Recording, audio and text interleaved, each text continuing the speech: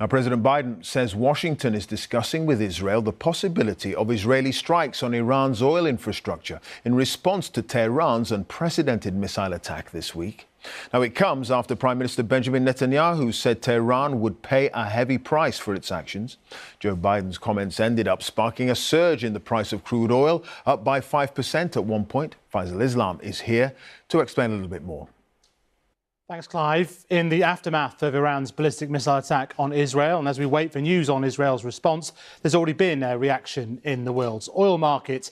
The price of a barrel of crude oil shot up on international markets today. It was up 5% today, and that means since the attacks, it's up 10% to over $77 a barrel on the Brent crude measure. This is still down on the year because of global economic concerns, but the spike up today occurred immediately after President Biden added to suggestions that Israel would target Iran's oil facilities.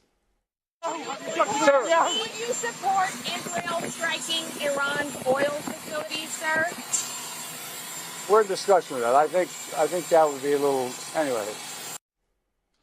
Now, the oil markets reacted to that. Iran is the seventh biggest oil exporter in the world. Most of its exports go to China.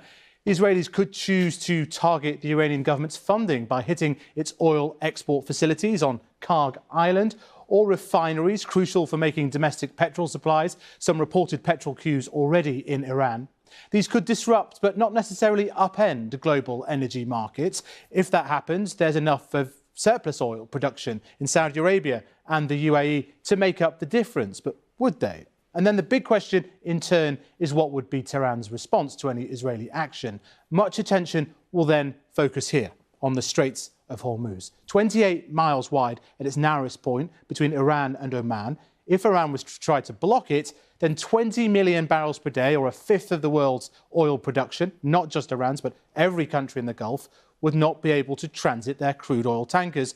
And these days it isn't just oil. The world's dependence on Russian gas has been replaced by shipments of liquefied gas, mainly from Qatar, also needing to transit that strait. So that's the nightmare scenario for energy prices and could be passed on in petrol and domestic energy costs. And all this at the moment when the world and households were emerging from that last energy shock. There's nothing certain about this, but with the US president now adding to the jitters, energy markets are now responding to heightened risks that could affect us all. Clive. Faisal, thank you. Faisal Islam, our economics editor there.